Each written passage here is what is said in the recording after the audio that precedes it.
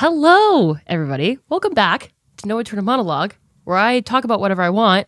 And apparently I did shut the fuck up for like a few months, but now we're back and I'm not pregnant anymore. So I'm feeling a little bit lighter, a little bit more fluid, if you will. So anyways, enough about me and my silly ass. So today we have a very special guest on the show. Some of you might know her on Serving OT Realness on TikTok.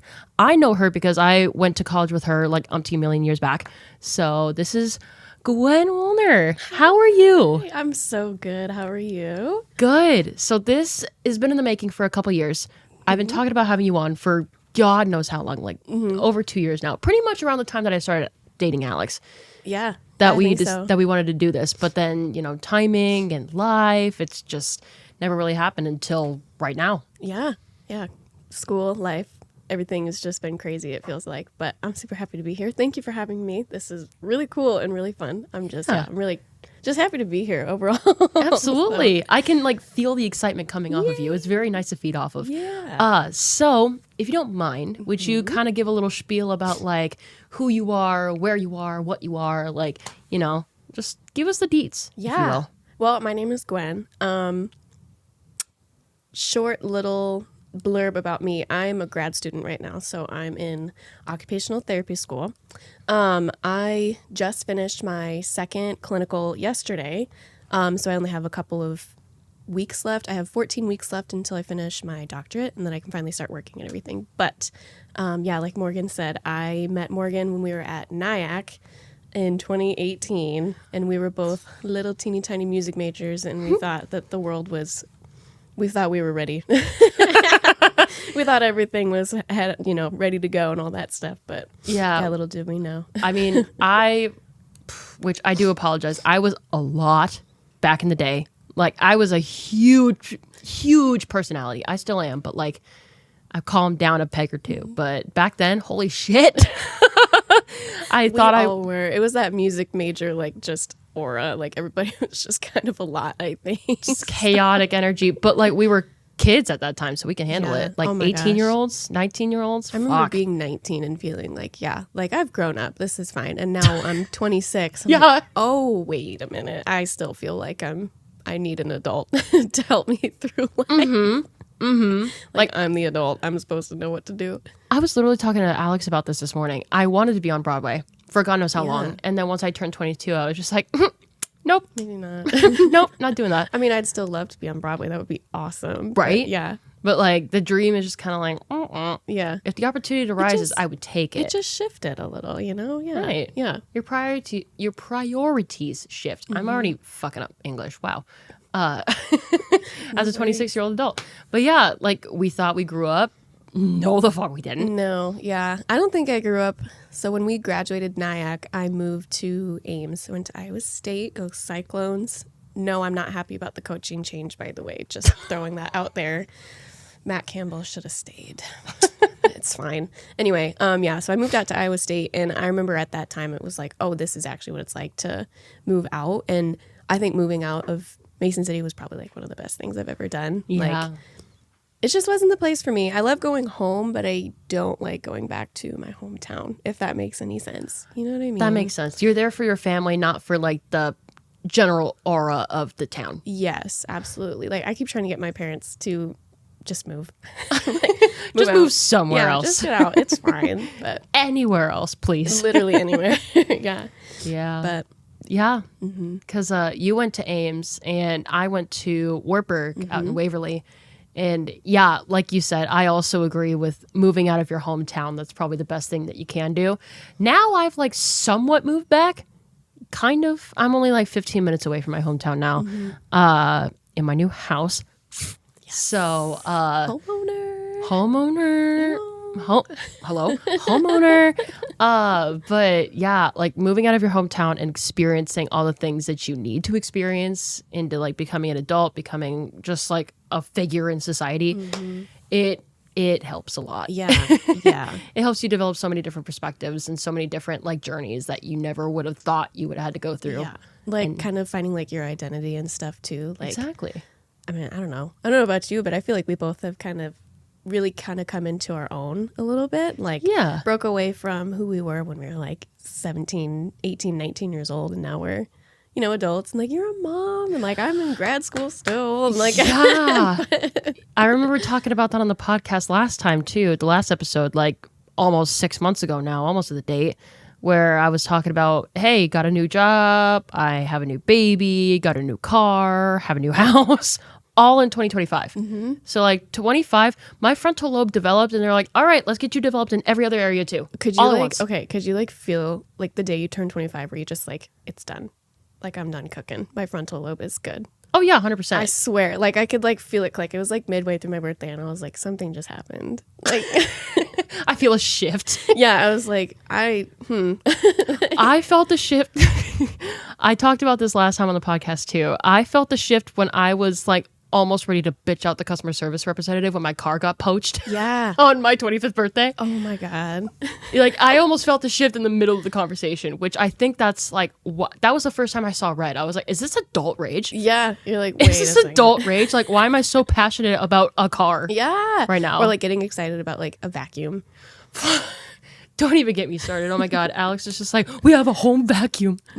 We have a vacuum in the home. It's huge. It's like awesome. Yeah. Because we have like one of those houses from like 1890. Like, it was built in 1890. Whoa. So like it has like, you go in like the dining room area and you just look at the bottom where like outlets should be. And there's just like this little hole. And it's like, yeah, we have a house vacuum. Oh my God. That's like one of the best parts. Like, Alex saw that during the tour and he's just like, fuck yeah. That is super cool. So like we get excited about that stuff. I'm like, wow, whatever happened to me getting excited about like Skechers slip-on shoes? I don't Like, know. Going out to the bars or something. Yeah, yeah. When I used to drink, oh my God. When I used to. I'll have friends ask to go out. And it's like, I love like going out like maybe for like an hour or two and like just getting the social aspect. But then Yeah. it hits like 8:30 and I'm like yawning. Like, I want to be in bed. Like, Yeah. I want to lay down. Like, I Yeah. don't want to be in this bar anymore. Oh my God. I kind of got like a awakening to that again. I don't even know how to describe it. Like when I originally moved to Ames, I was a restaurant manager at the restaurant that I will not say the name of due to privacy. Well, it's gone. No way, It's really. closed. Yeah, it closed down. Like, I want to say like February of this year. I Oh my think. God. Wow, I didn't know that. Yeah, they didn't make it to the 2-year anniversary. So there's still the one in Mason City. Uh-huh. Just not the one in Ames anymore. Got it. I think they just went downhill when I left.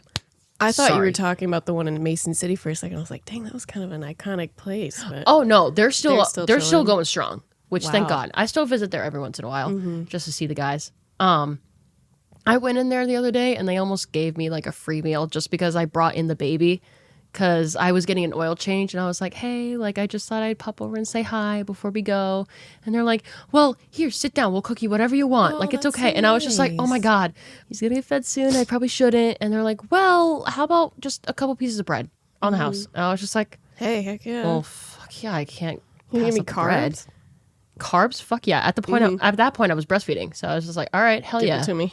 Give me the carbs. Give me everything that you got. So they're like, all right, sounds good. And they almost packed up a meal for me on the way home, but they were like, well, you kind of wouldn't leave like now. And that takes like 10, 15 minutes to cook. So Yeah. I That's was like, wholesome still. That's okay. nice of them to It's do very that. nice. Yeah. Yeah, it's so cute. They almost treat me like royalty over there, and I don't know why. I was like, what the hell did I do? Must have been something good. I mean, they remember. So Yeah. They always know. Yeah, I managed the restaurant for a hot minute, Yeah. and then it tanked when I left. So they're like, "Well, the heyday was when you were there." I'm like, "Okay, yeah, I won't argue with you there." Tea. Tea, exactly. But that's where I met Alex in the first place, Ames. He was coming. Oh, yeah. He was coming into the restaurant all the time, and he was ordering takeout initially, like on the way back to the house from work. And he was like, "Well, like he's from Jersey." So he's like, I like the Italian food. I like that atmosphere. I got to find real good Italian food. Found that restaurant, saw me at the counter, like doing literally fucking everything. And he was just like, oh, she's kind of cute. I was like, oh, he's kind of cute. And then nothing really happened until like the last Friday that I worked, and he was sitting there with his brother. I was like, you know what? Fuck it. I gave him my number on a napkin band, and now we have a house and a baby together. That's crazy. Oh my gosh. Which, if you think about that now, I'm like, wow. What would have happened if I just didn't give you my number on a napkin band that night? Like, what would have happened? Yeah. Like, our son would not be here. Yeah. Yeah. That's wow. crazy. Oh. Yeah. You almost don't even want to think about like what if, because it's just like you got it so good right now. Like, you got to enjoy it. Focus on that. I'm just like, yep, I'm good right here. Mm-hmm. We're just gonna leave it at that. Appreciate it all. Yeah, absolutely. It's amazing. So yeah, and then after Iowa State, you went to Drake. Yes. So I am at Drake University. Almost done. Nice. So yeah, I got. Let's see. It would have been. I had like one semester left at NIAC, and I was like, "Hey, this music major thing is kind of more of a hobby for me." I wanted to go into music therapy, and I realized like music therapy at the time, I don't know how it is now, but it just didn't have the best pay that I had seen, like the best average starting pay. And it was still such a new profession. And I don't know, it just wasn't really getting that oomph that I was feeling. And I remember going into Clemus's room, and I was like, listen, I don't think I'm going to be coming back for music classes next year. Like, I just don't think it's my thing anymore. And he looked at me, he was like, I know. I was like, oh. I could tell. Period. I really wasn't even that like offended by it though. I was just like, yeah, we're on the same page. Like, this was real. This was fun, but I'm not coming back just because it's not for me anymore. And I remember I talked to Reiner, and I was like, I want to still be like tapping into like my creative side. But like I have such a passion for helping people and for like healthcare. And I'd had a couple of like situations, I guess, in the last like 2 or 3 years at that point where it was like I was just there in like the event of somebody having like a medical emergency.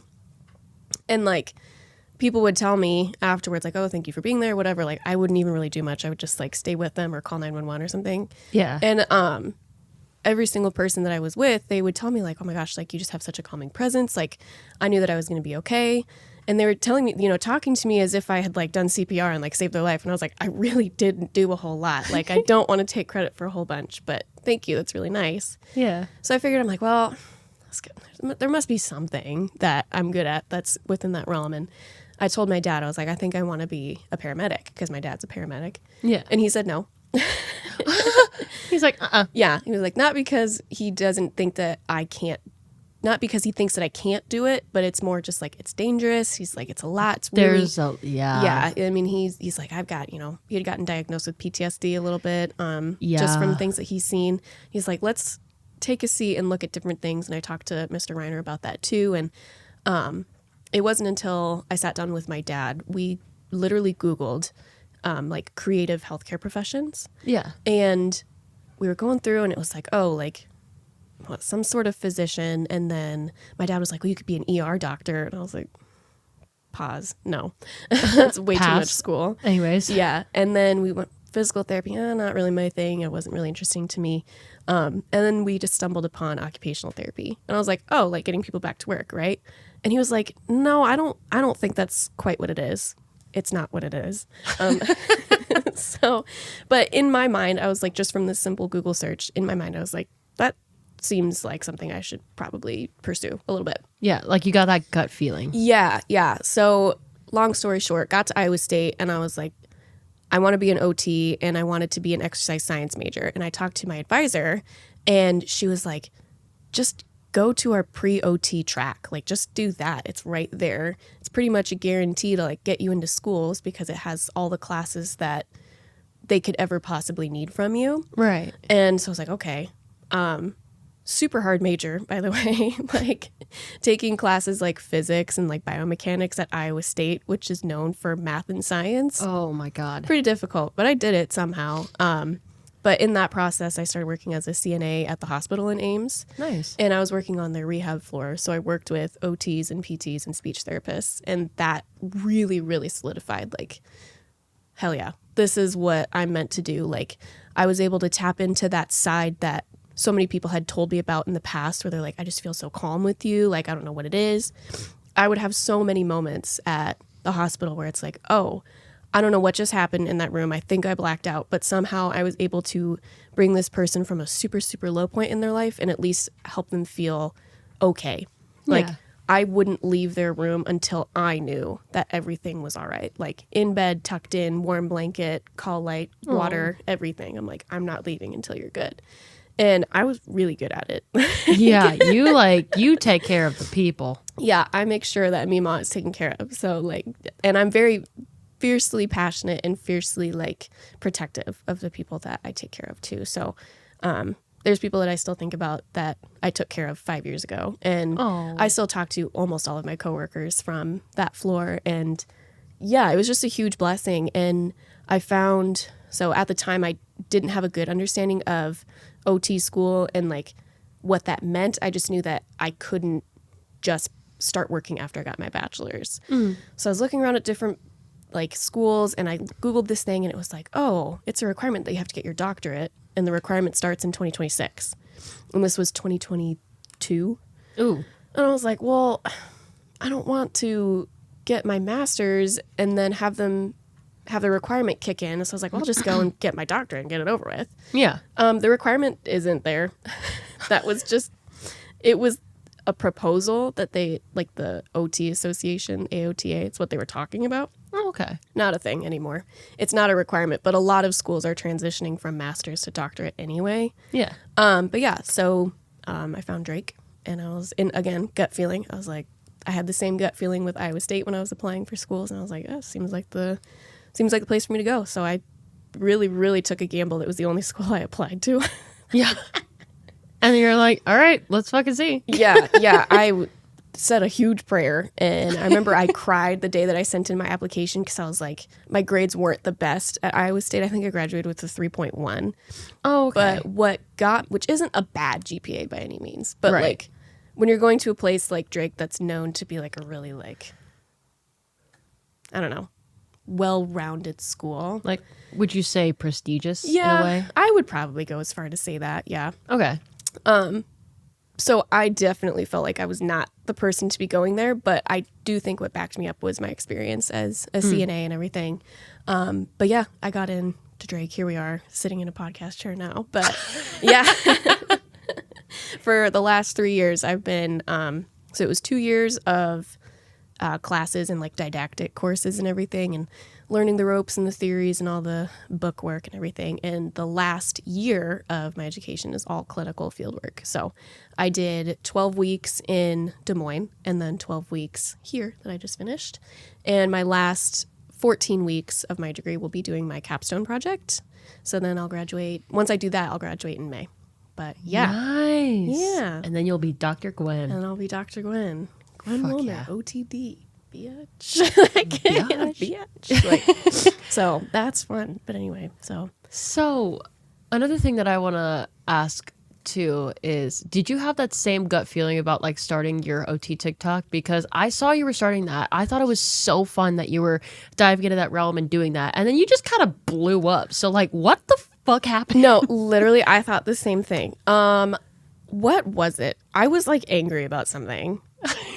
I don't know. I just was kind of pissed off about something with like the OT world. And I think it was more of the fact that a lot of the OT, and this is not bashing on any other OT creators out there, because it's like a whole little niche of TikTok. Like there's a whole big group of like OTs, PTs, and speech therapists. Like we all kind of follow each other. I have a bunch of mutuals that are also finishing school or in OT school right now. Yeah, absolutely. But anyway, so I was like going through like the whole like niche, and I was like, the videos to me were very aesthetically pleasing and kind of romanticizing OT school a little bit, which is fine. You can do that. I don't care. But I did not relate to that at all. I mean, I loved OT school. Yeah. No, I mean, no, I didn't. But It's like there's the good, there's the bad, there's the ugly, there's the romanticized. Yes, I like think all facets of it. Yeah, I think the romanticization of all of the OT school process on TikTok, it just wasn't. I'm like, this is not how it is. And in my head, I'm like, there's going to be students coming into OT school thinking it's going to be sunshine, rainbows, and craft making all day. I'm like, that's not it at all. Like, and I was kind of frustrated by it. So And in my eyes, I was like, the only way that people are going to find out what occupational therapy is if they see it, social media is huge. Yeah. And if they're only seeing the arts and crafts of it all on social media, we're not going to be taken seriously as a profession. And not to get like political or anything, but with a lot of the changes that are being made, especially with the removal of our professional like title for professional degrees, that whole thing. Yeah. It just really takes a hit on a profession that's already been taking hits for the last couple of years. So, yeah. So with occupational therapy, I just realized I hadn't even like said what it is. Right. But if you know what PT is, you go in, you do workouts and you reduce pain, you get stronger, you're able to get your functioning back in your life, so you can move around without pain, stuff like that. That's probably not a good, accurate, description of it all. But OT, we are not like PT. It looks similar from the outside because we use similar approaches like doing exercises and stretching and other strategies to help you function better. But our focus is more on how can you get through your life and your everyday life as successfully as possible. So, and it's so unbelievably broad that it's really hard to pinpoint a specific definition of it, which is like my biggest goal is to create like an official definition of OT because it's different for everybody. But I like to say that OT covers the lifespan, so from birth to earth, if you will. We do everything from NICU babies to palliative care and hospice care. Wow. So like end of life and everything. I really like working with the adult population and with the aging population. So my last clinical rotation was at a rehab hospital. I worked with a lot of strokes, amputations, fractures. There was some cognitive stuff, like if they had like dementia or like even if a stroke or a traumatic brain injury that affected their cognitive functioning, all of that stuff impacts how you interact with your daily life. Yeah. So yeah, what OT does is we will take the approach, and whether it's creative or whether it's a little more basic looking, our focus is trying to get you to be as independent as possible and as successful, safe, everything like that. So Right. I just really enjoy that. And I've loved learning about it, and I've loved seeing myself become the person I am and the clinician that I am. Yeah. And just the people too that I get to meet. Like it's really, really personable with all of my patients that I've worked with in the last 6 months. And it's very impactful. And it's with healthcare, it's hard because you get in that motion and you're like, oh, this is fine. You kind of see some shit and you just get really numb to it, but you kind of have to step back and realize like, oh, wait a second. Like this is a really powerful thing that I'm working with these people and helping them in this way. But yeah, so OT is getting people back to that daily independence and that occupational performance that we're looking at. So occupations is, yes, we do work with like work comp patients. So it is technically getting you back to your job, but an occupation is anything that you do every day. So getting dressed, taking care of your baby, taking care of your pets, driving, going to work, anything like cleaning up around the house, doing laundry, doing your makeup, doing your hair. That's all stuff that you do every day. Yeah. And if you were to have an injury or an illness that affected you physically or mentally in some way that either took you away from those occupations or kind of impacted them in a way that you couldn't do them the same, we try to get you back to doing it as close to the same as possible. So kind of like whatever keeps you occupied, but keeping you occupied successfully. Yes, exactly. Okay. Exactly. That's Nice. exactly what it is. So Hell yeah. Because I remember one of my favorite podcasts, Two Hot Takes, Morgan, the host of that, she actually went to OT school and she has her degree and everything. no way. I didn't know that. So yeah, she went to OT school and she talks about it a lot in her like very early episodes. And like sometimes she'll bring it up every once in a while, like, I miss OT. And I heard from her, like, that's how I figured out, oh, OT. And then when I worked at the care center for about a year, that's when I actually got to see OT in action because I got to see it with the aging community, like you said. And it was so cool because there would be like some memory games that I would see an OT person work with the resident about. And it didn't really hit me how impactful that was until I saw what state these people are in. And then they're like, all right, I get to go home to my regular life. And I'm like, the transformation. fucking crazy. I've seen some incredible transformations ever since even when I was a CNA and just working and observing the OTs that I worked with, like the opportunities that I've been presented with and just things that I've gotten to participate in, just knowing that I'm helping somebody. It's so unbelievably rewarding. Like, and yesterday after my last day at my clinical, like I cried. I didn't want to leave. It's an amazing place that I worked at. And, it was hard to leave my patients. Like I had so many of them, like I'd have to tell them I didn't want to milk it and be like, oh, it's my last day today. But like, they're not going to see me next week. I won't be there anymore. And I've spent the last 12 weeks for some of these people, I've seen them for the whole 12 weeks that they've been there. Yeah. Or that I was there.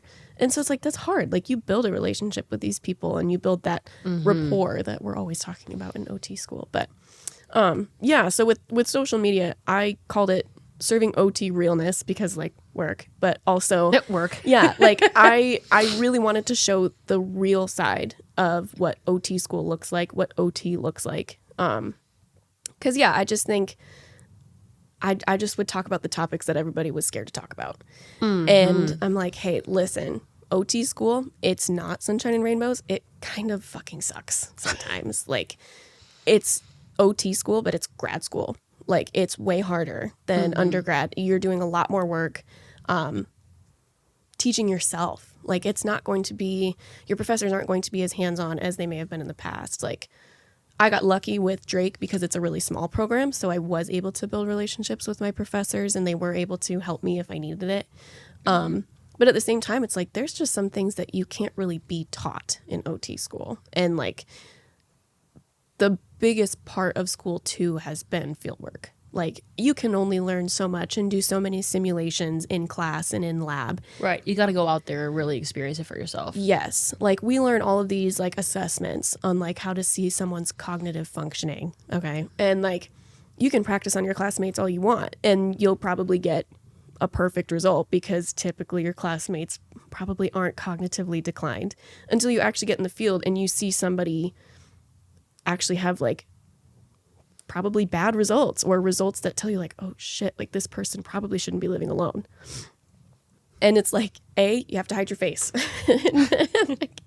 And B, it's also knowing what am I going to do about this? How am I going to help them? Because on fieldwork, I have my fieldwork educator overseeing me and she can kind of guide me through the decision-making process. But once I graduate, I'm the person that has to make those decisions. Right. So it's like, that's why I'm a doctor.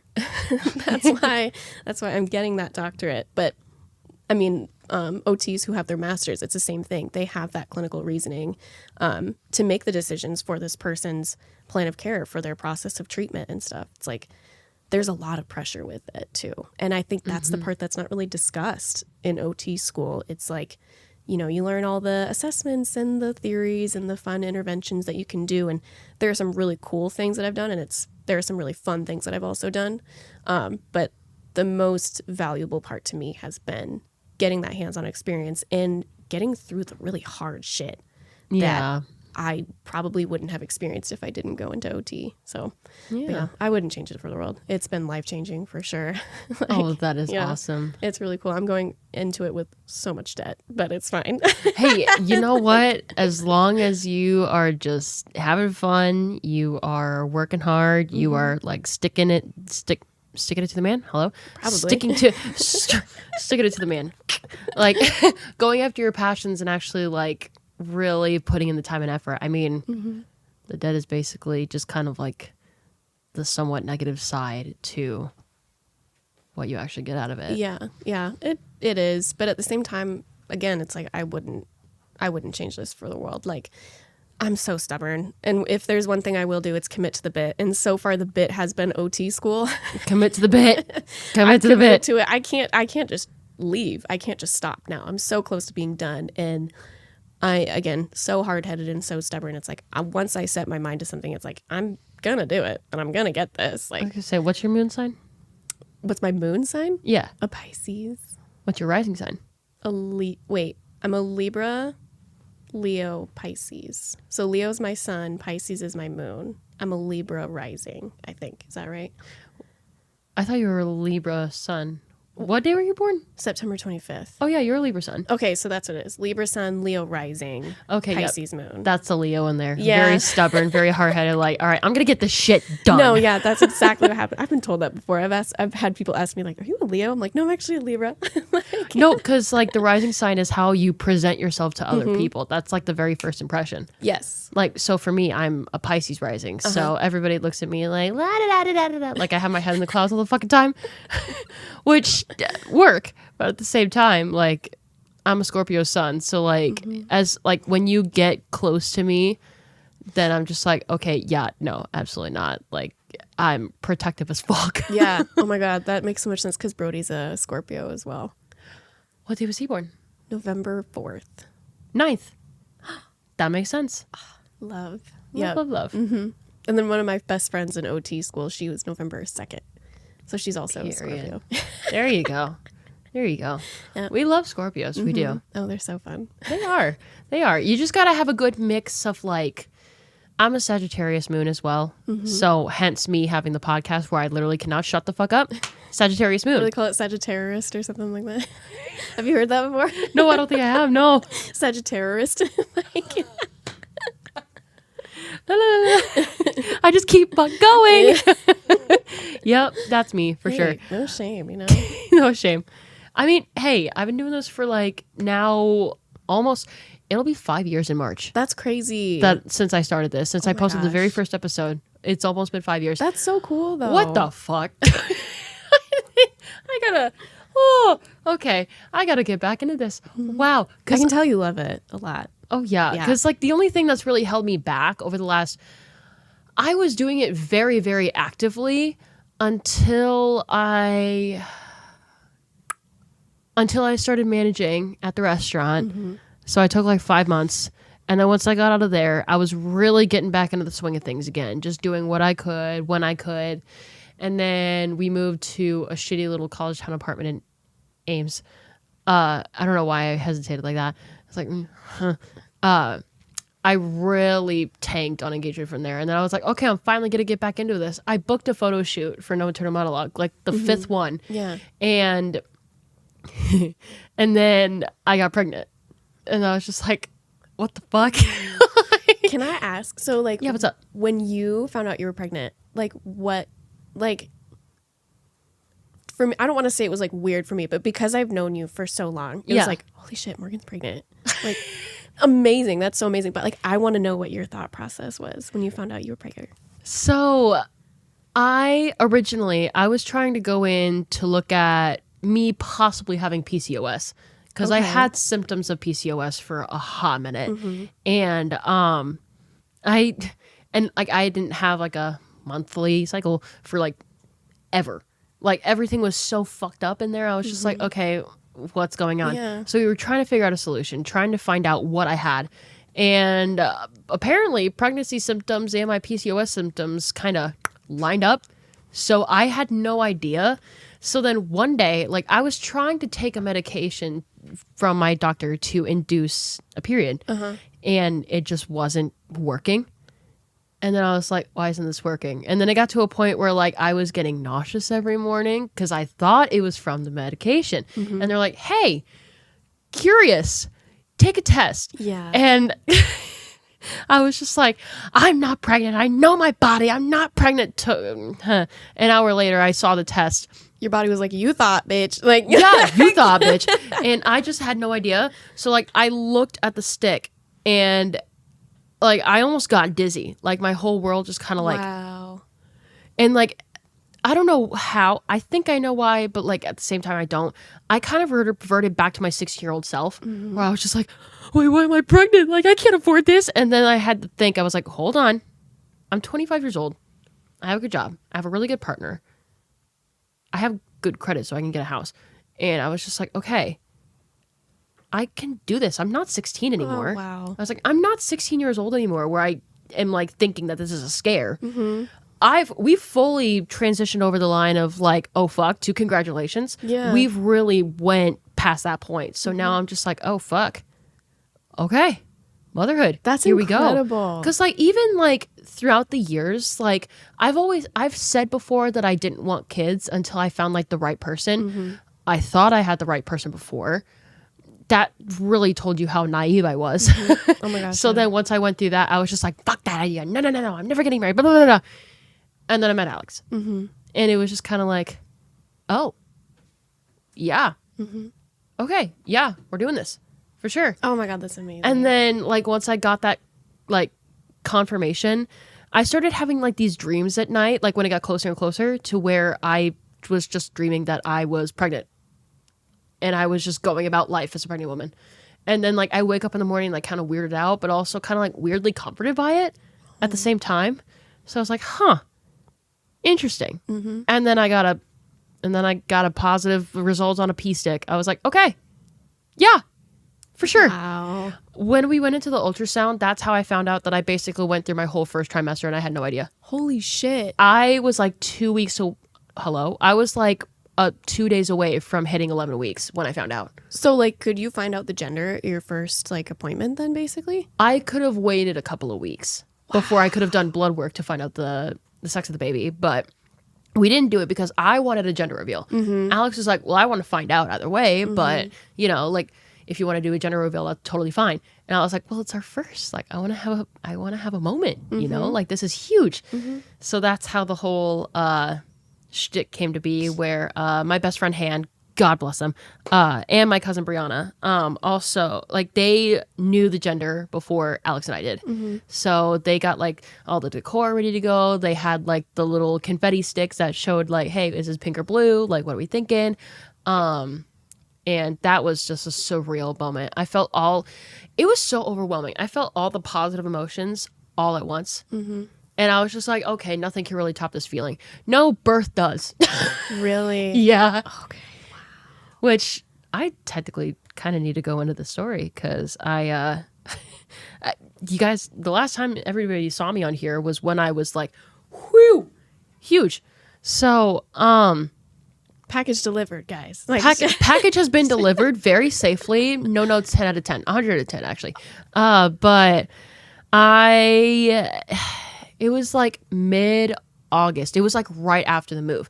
We were trying to move into a house when I was like 8 to 9 months pregnant.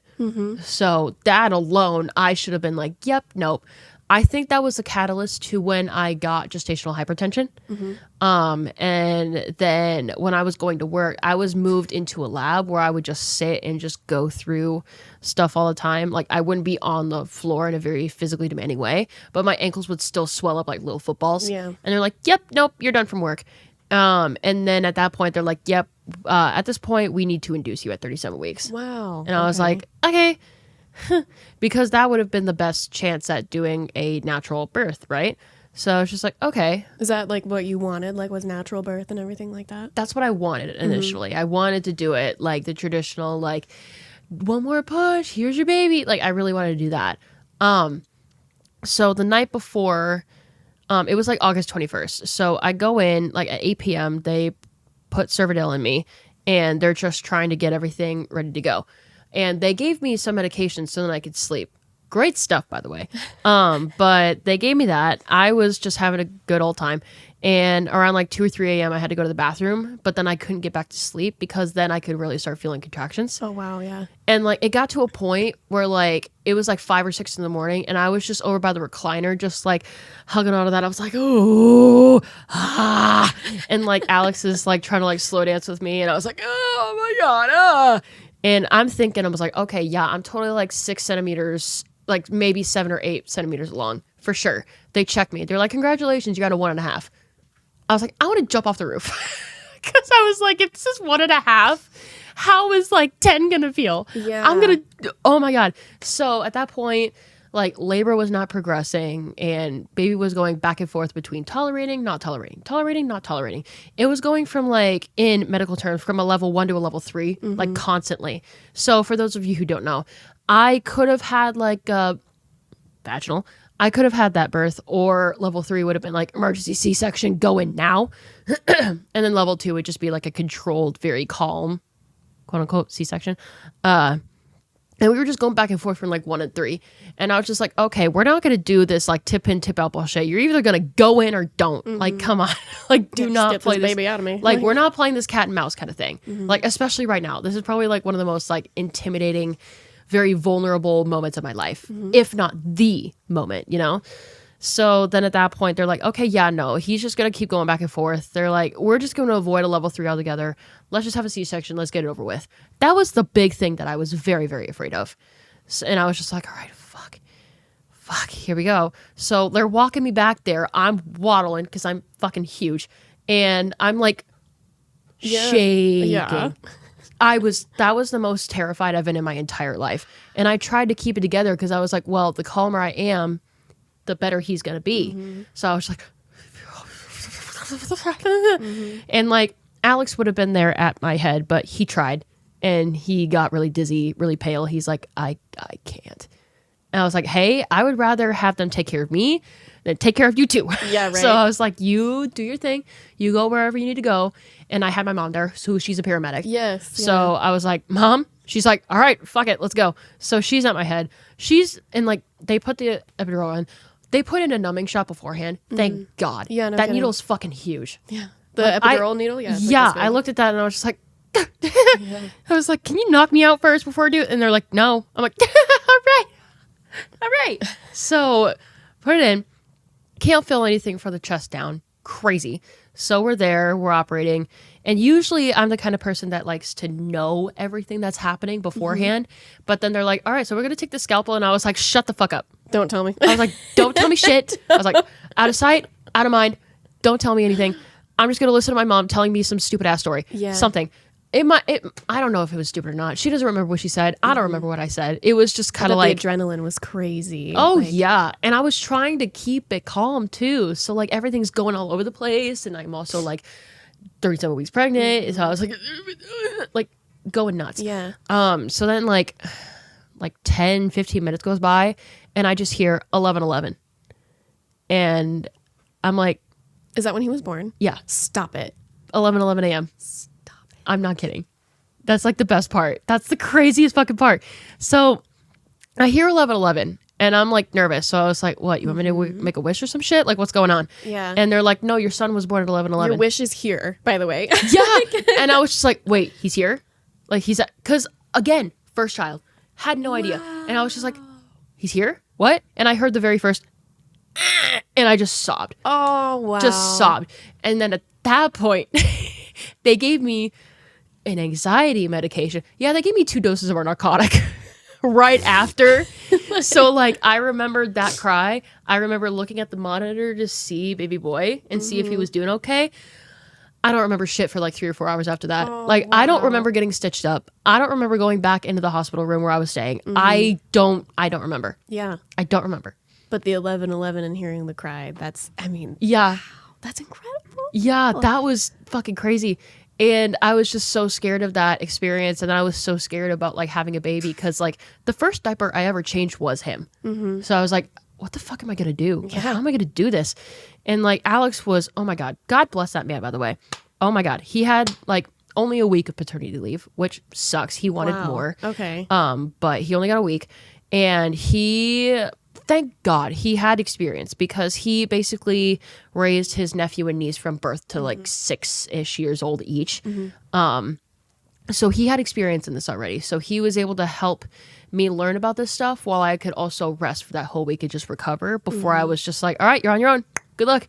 And he really like took on the reins and I didn't even have to ask him to. He just did it and he did it with a smile on his face. He did it with love in his heart. And I was just like, oh my God.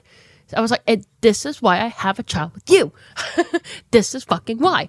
So, and like, again, 11:11 is a huge sign. Yeah. Hello. You were like 11:11. I was like, wait, are you kidding me right now? Like that sounds like something out of a movie. That's like, the coolest so cool. part. It gives everybody goosebumps that I tell them. Yeah. And like I showed you a photo. He is just like the cutest. He's a little ham. Look Thing. at him. He's the cutest little soul I have ever seen in my entire life. And it's just like, okay, yeah, this could not be more perfect. Oh, It's just like, it was a sign. It's a sign of all things good. well, congratulations! Thank You got a whole you. family now. That's amazing. And Well, the thank you. birth story is amazing too. Like I always love hearing people's stories and stuff. But yeah, Cute. that's awesome. But yeah, it was crazy. Now he's getting to a point where he's smiling at people. He's been smiling at me a lot, Alex a lot, smiling at my parents, and he is starting to coo now as well. Oh, that's the best. Like I'm trying to tell him like say hello, and he'll try like oh, and he's trying. He's like, I'm 3 months old. Yeah, he's like but the fact that he's like trying, I was like, okay, yeah, you're a smart ass baby, because the fact that he's trying to pick up on these cues and actually like going for it. Babies are sponges. They're are. awesome. So I'm like, okay, yeah, everything that I'm showing him, that's where the pressure is. It's like everything that I'm telling him, showing him, exemplifying for him, like he's soaking it in like a sponge. And I'm just like, all right, I can't fuck anything up ever. That's where I'm at. I'm like, I can't fuck anything up in this entire world. But I'm like, no, like I'm a mom. Like, of course it's not gonna be perfect. I just have to like 10% of life is how you were is like what happens. 90% is how you respond. That's where I'm at. It's Yeah. just like, okay, this happened, that happened. I was like, I gotta come up with a good, healthy response so I could show him what a good, healthy response is. That's huge because like I said, kids are sponges. Like they learn from you. Like even if you don't think they are, like the mannerisms are going to start to come out like at the most random times. And you go, oh, wait a minute. Yeah. So now I'm like, okay, is this going to be karma for me, karma for Alex, karma for both of us? Because like, who is he going to turn out most like? You know? Yeah. I already know that he's definitely got the Ferdinand Belch in there for sure. He's got that. He burps like a grown man. Oh my gosh. Like I'll burp him and I'll just hear like, "Bleh." I'm like, what the fuck?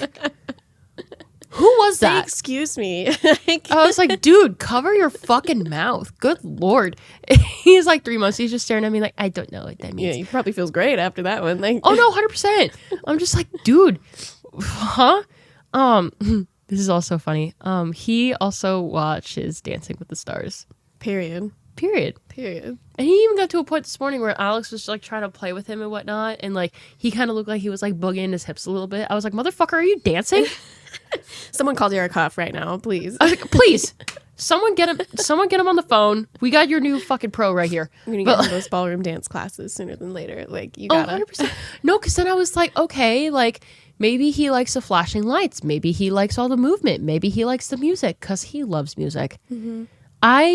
I sing a couple songs from Wicked to him all the time because, like, okay, so when I was pregnant, Popular was in my head a lot, or not in my head. I would just sing it because can't hear anything. Yeah. So I would sing it a lot, especially on the floor, because like you have headphones or like earplugs in, and you're working around loud ass machines. So like even if you sang like a high C sopranic operatic note, nobody's gonna fucking hear you. So awesome.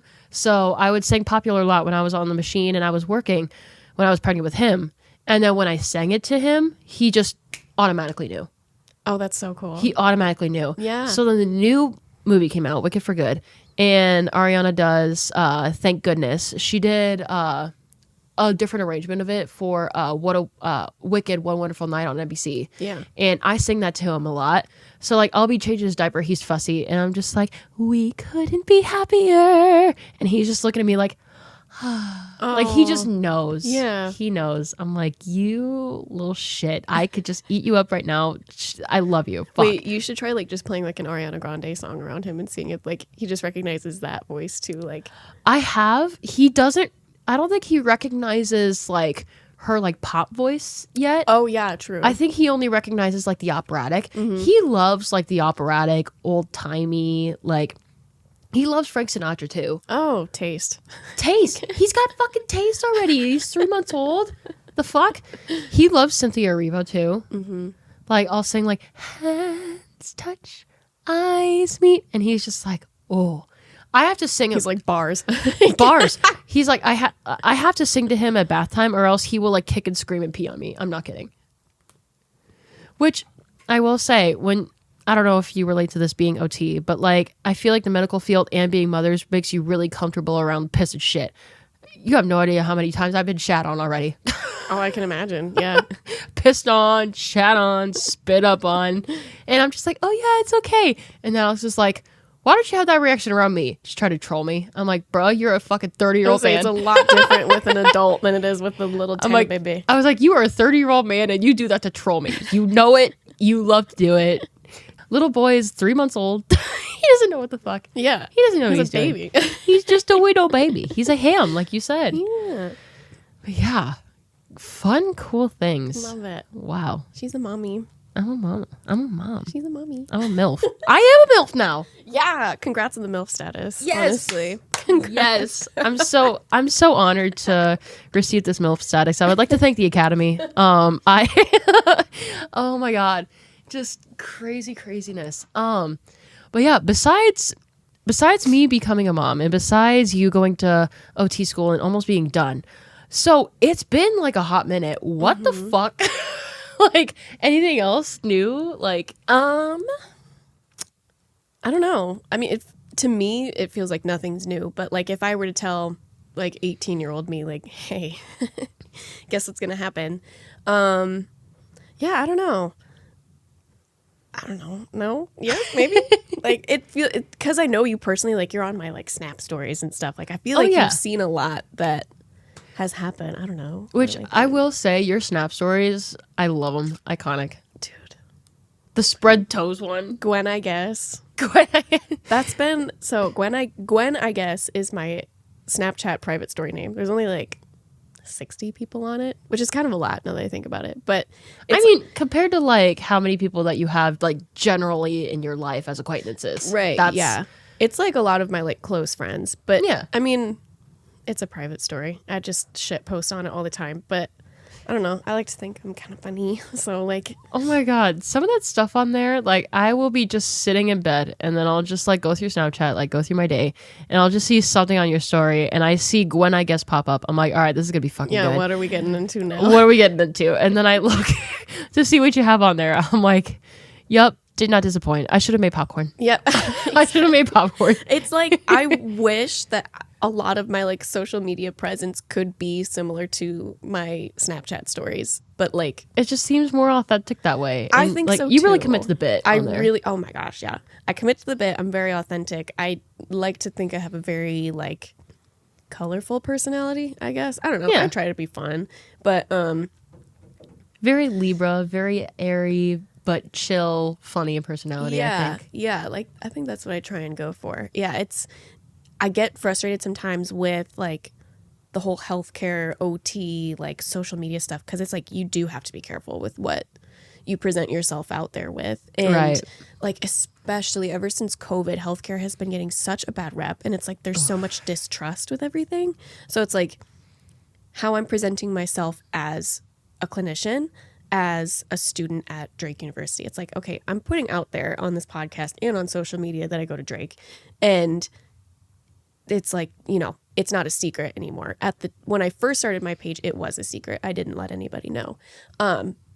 But it's trying to keep that awareness of I'm representing myself, yes, but I'm also representing Drake University. I'm also representing Iowa State University, and I'm representing occupational therapy. And like, it feels like a lot of pressure, but it's good for me because it's like, okay, yeah, some of the opinions I have, some of the things I say, like it's not everybody's cup of tea. Not everybody's going to think it's funny. Not everybody's going to think it's, I don't know, a good take or something like that. And that just comes with the internet, but also with the representation of it all. Like I have a lot to lose. Like, yeah, I've worked my ass off to get to where I'm at now. Like I do not take it lightly. And like, it was a huge deal for me to finish fieldwork yesterday. 'Cause like, it was hard. It was super hard. The last 6 months have been the hardest 6 months of my life, like in terms of what I'm learning and what I'm going through. And then also just the people that I've seen and the cases that I've worked with. Yeah. It's like, I don't take any of that for granted. And like I don't you really want to dove into throw the that deep away. end there. Yes. And I don't want to throw all that away just because like I posted something on TikTok, like how I would post on my Snapchat stories. It's like, even then on my private story, it's like, dang, like, I don't know. Like, I trust everybody that I put on the story, which is why it's private for a reason. But like, I'm like, shit, like, Man, sometimes I still post on my Snapchat story and I'm like, that felt kind of weird to post. Because this is like, it's just like you're just letting the craziness out, I think. Yeah, it's never anything bad by any means, but The like enigma of the brain. yeah, like it's just like it's for me, it's just my true personality that just might not be seen as like professional from the public eye. So it's like I have to keep an eye on that sometimes, which is like frustrating because it's like I feel like I can't be myself, but at the same time I'm like I'm not at the point where I'm like secure, I guess, with like my assets, if that makes any sense at all. Like yeah. And like we were talking about earlier, like people find out. Like People find out. people find out different things about you whether you keep it secret or not. And Oh my God. Yeah. Yeah. it's That so whole situation. Fuck. I remember So- that very vividly. we'll get into this, girl. So I post so on Serving OT Realness. This was when I had so I have like 6,500 followers ish right now. Which, fucking crazy. Yeah. Too. Rock star. I'm so proud. Anyways. Thank you. At the time, I only had like maybe 1,000 or 2,000 followers, which is still a good amount of people. I posted a video. It was like some Mel Robbins audio where she was like, every woman should be able to do 11 push-ups, like strict push-ups. And I was like, and the trend of it was girls doing push-ups to this audio Yeah. and posting it on TikTok. And I was like, heck yeah, I love to work out. I was like, I can do that. Like, I think I should post that. So I did the push-ups. I had the audio, and my caption for it was, God damn it, I might have to pull it up. It was a long time ago though.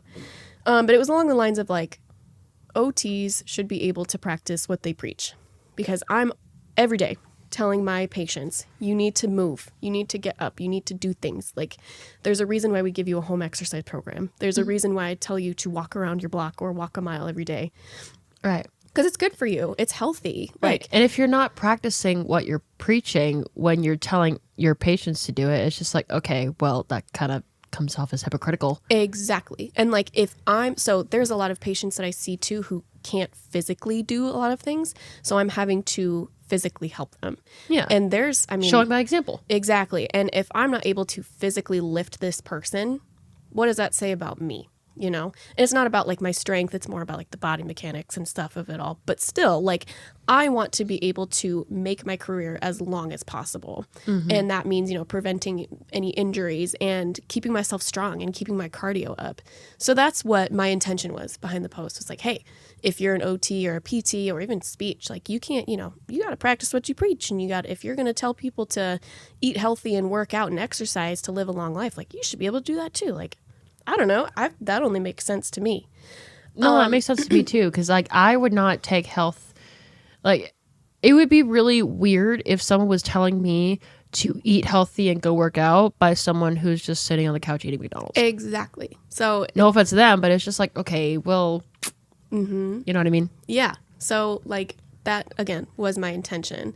Obviously that doesn't mean like you have to be able to do a freaking Ironman or a marathon Right. to be a good OT. Like that is not what I'm saying at all. It's just like, just be healthy and be that example for your patients and stuff like that. And I don't know how, but this video got on the wrong fucking side of TikTok, and it got one person first, and I don't remember because I blocked both of these people that commented, but Understandably. yeah, like just the comment that they had, it was reaching so far. She was like saying that this video was super insensitive because not every OT is going to be able to do 11 push-ups.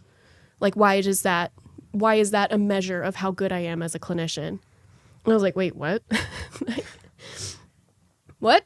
Like, that wasn't what I was saying at all. You can still be a good clinician, but still make sure that you're healthy. Yeah. And I can't remember if I responded or not. I want to say I did. And I was like, hey, listen, like that wasn't what I was getting at. Like, I was just saying, you know, just got to practice what you preach. You know what I mean? I'm like, whether you can do 11 push-ups or not, like, you're probably still a good OT. It's just, you know, again, be healthy to tell people to be healthy. Stuff like that. I don't know. And she then took it as a second person came in and they were agreeing with this first commenter. And they were like, no, this is super unprofessional of this girl to post this.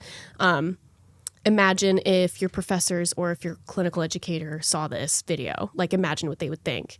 And I was like, I don't know. I feel like they'd probably agree with me, but okay. You're like, okay, whatever. They were going at each other, like just feeding off of each other in the comments. There were like 30 comments from And then both of them. you posted something about it on your private story. Yeah, and you came in and you comment, yeah, that's right. Me being very pregnant, very hormonal, very protective over my friend, I got my first hate comment on TikTok, and I said, on it. And I fucking went in there, and I was just like, hey, fucking cunt, who the fuck do you think? I was like going off, and I was just like, yeah, I might be pregnant with a boy. I don't know, because I just did not know where that came from. I didn't know. Like, well, then again, the same day, someone left one piece of trash in the parking lot of my apartment building, and I was just like, oh, I guess the pregnant woman will just bend down and pick this up, since no other fucking college twats can pick up their fucking shit. And Alex is like, whoa, Yeah, babe, holy shit. you are gonna get fucking in a fight. Please stop. I was like, okay. But like, same day, commenting, like, who the fuck do you think you Yeah, you came through. It was nice because I was like, okay, because I didn't want to comment back and be angry because I'm like, that says more about me than it does about them. That's the why way I was that I'm like, coming I'll back. take the bullet for you. Thank you. I'll take the appreciate bullet. that. Yeah. But it was just more like shock because I had never really gotten like hate comments like that before. Like they were calling me ableist in the comments. Like they were saying this is a super ableist take. Like what if you have what if you are a therapist who is physically disabled and can't do push-ups? And I was like, it's not about the push-ups, you guys. This has never been about the push-ups. Like it just got blown so out of proportion. And It's just a fun trend to accentuate, practice what you preach. my Like, be gosh. healthy to say to be healthy. And there were like 3 or 4 other OT, PT creators that were posting the same kind of like concept of a video within days of me posting my push-up video. And they were saying the same stuff, and they had hundreds of comments of people agreeing and praising them. So I was like, I just got the short end of the stick, apparently. Like, it just got on the wrong side. Yeah. Yeah, so these 2 ladies, they were feeding off of each other, going back and forth, and they were just totally shitting on me, saying that I was like a bad student and that like I was going to fail school and stuff like that. And I was just like watching it. And I was like, what the fuck? Like, these guys are crazy. Like, what the hell? And it was right before I was going to bed. And I should have put my phone down, but I checked the comments one more time because I was like curious. I'm like, wonder what they're saying, like what crazy shit they're saying next. And it was the original lady that commented, I'm pretty sure. And she was like, this post is just super insensitive. Like, imagine if your program saw this. In fact, I'm going to reach out to your program director right now. You go to Drake University, right? And I was like, when it was a secret at the time where you were supposed to go. yes, I had not revealed my school at that time. I was going to make it like an event, basically. Like, I was going to make a fun post at my pinning ceremony before we start our level 2s. Yeah. That's when I was going to reveal where I went to school. Yeah. So, like, not only did she take that away from me, first of all, I was like, damn. She fucking doxed you. She doxed me, yeah. So, Isn't that a crime? because she didn't dox like where my address was or anything. She just found out where I went to school. But I was just more confused. I was like, where the hell did you find that? Like, what happened was, what I can only assume, in my profile picture at the time, I had a Drake sweatshirt on. You could just barely see the logo on my sweatshirt. Like, just barely. I was like, I didn't even think about it like that. I was like, because it was covered by a bunch of different, it was like a stupid picture, but it was covered by like a different like braces that we were wearing in school. Oh yeah, that picture. Yes. Yep. Yeah. So I didn't think that you could see the logo, but she did. And But the fact that like she went that far But to she- look and try to find where you're at. but Yeah. So that's when I was like, this isn't fucking okay. And I panicked. I know I texted you, but I immediately called Brody and I was like, I think I'm being doxxed. Like, I'm terrified, first of all. I'm like, this has gone way too far. Like, I just posted a silly video of me doing push-ups, which, by the way, were good push-ups. Like, Yeah, I mean, I was about to say it earlier. I wanted to say it on the cam first. Like, you got to put those fucking guns away. I don't know. like, I mean, fuck. listen, You were they're literally there putting up for your a claw clip, and I was reason. just like, okay. I was Listen, like, all right, like- so gotta find a personal trainer. I gotta be able, like, I like to be strong and I like to do that stuff. So I try to maintain it as much as possible. But yeah, like, it just got taken way too far. And I was so disappointed in that because I'm like, this was supposed to be a cool video. Like, right. Just a fun little TikTok. Yeah. And like it was getting likes, which I was like, okay, great. Like I'm getting a little bit more traction. But then I had those hate comments and like one of my mutuals, she messaged me and she was like, oh, like, you know, hate comments, it's still comments, like it's still engagement. I'm like, yeah, but these suck. Like, yeah, like at that point, I want to spread like realness, but also like positivity. Yeah. Like why are other OTs trying to go after each other like that? Exactly. It was, yeah, and they were both OTs. That was the weirdest part. They're like, I'm an OT and I've been an OT for like 10 years or something like that. And I'm like, so like, why are you okay, eating girl, your young? so like Why are you talking to me like this? Like, this sucks. And so I was very proactive. And immediately, first thing I did at school the next day, I went straight to my program director's office, which is nice that we have a small program because I'm close with all of my professors. Right. Marched right into her office and I was like, listen, this is what happened. Here's the video. You can read through the comments. And I was like, you might get an email today. And she watched the video and she goes, her words, she goes, what are they talking about? She was so chill about it. She backed me up. I had no idea what her reaction was going to be because honestly, I was thinking about it from like a professional standpoint. I'm like, they could probably tell me like, hey, you got to be careful what you post online. But she even was like, she was like, you know that you posted this with good intentions. I know that you posted this with good intentions. And anybody that had, no offense, anyone that had the critical thinking skills could see, yeah, this was made with good intentions. She told me, she's like, you can tell that this was blown way out of context. And she, you know, she talked to me, she's like, just understand. She's like, you are putting yourself out there. Like you are going to get more hate comments, unfortunately.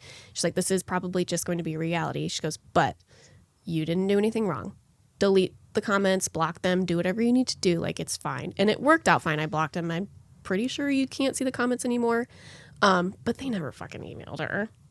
Yeah, no. They never did anything. Good. They never did anything. Good. So, and like, they could have. Like, they found out. Yeah, like, you can look up online, like, Drake OTD, and it's, like, all of the professors, like, are listed. Well, not all of them, but definitely program director and, like, her email. Because it's her professional. I'm like, you could have, but you didn't. So, clock it. But. Clock it. Yeah. Anyway, it was, like, that right there was my, like, definitely a come to Jesus moment with myself. I'm like, okay, this is real. And it kind of made me want to just delete my account. But it's like, that's not what I wanted. That's not what I came on TikTok to do. Like, right. I'm not here to just bow out because somebody blew a video way out of proportion. And like, I'm really glad I didn't. Because like I have grown and I've got a really supportive like circle on TikTok that I really love. And yeah, I still get hate comments here and there. Like, yeah, I think you can tell like when someone's trying to like shit post and then or troll, and then other times when someone's like actively like putting a hate campaign out and like doxing people. It's just like there's got to be a difference there. That was just nuts. Like over the whole feeling for that whole situation, I was just like, I just can't believe that just fucking happened. Like, yeah, I didn't think that would be something that I would experience, but even watching it from afar, I was just like, what the fuck? Yeah, it was super wild. And then it happened again over the summer. Oh, no shit? I didn't get doxxed, but I got just a bunch of other hate comments and stuff because I posted a video about how I don't agree with unpaid clinical placements. Oh, okay. Because I've been, so for the last 2 clinical placements, I have 12 weeks each. I'm working full time, 40 hours a week. Mm-hmm. And by the end of each placement, I have a full caseload. And basically treating my patients that, like, their primary OT would be my fieldwork educator, but I'm doing everything. And my fieldwork educator is there for, like, supervision and, like, help if I need it. Mm-hmm. But yeah, so I basically have a full caseload by the time I'm done with each. And I'm, again, working 40 hours a week. And I'm not getting paid. I'm doing it for free.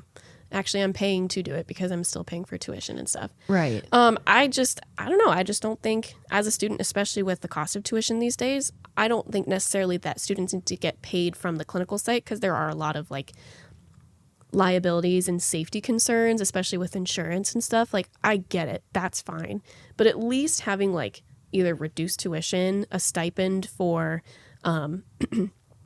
like housing, food, or gas, like, I feel like that should be stuff that students shouldn't have to worry about. That was going to be a point that I was going to make, but you just hit it right on the head right now. Yeah, like it's just, I'm already mentally and physically exhausted because every day I'm learning how to develop my clinical reasoning and make these decisions for these people, for people who are at the lowest point in their life, some of them. Like, I had one patient, he broke both of his legs. Oh, shit. He could not walk. Oh. And it's like, I'm the person that's there to take care of him and show him how to get dressed without standing on both of your legs, because he was non-weight bearing. So I'm like, how can I show you how to get dressed without standing on your legs?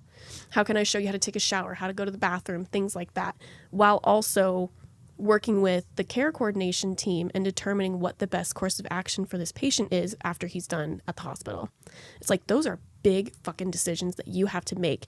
And when you are just coming into the field, it's like your brain power is at 10,000%. Yeah. And like, who knows if those methods are even going to work with that said individual? Exactly. Who knows? And it's like, it's collaboration, it's experimentation, it's like constantly rifling through like the little Rolodex in my brain of like, what can I do with this person to keep them safe, first of all, and maximize their performance with their participation and stuff. And like, that is, it is stressful. It doesn't have to be, but it can be stressful. Right. And just mad kudos to other students that go through that and then they have to go to their job afterwards. Right.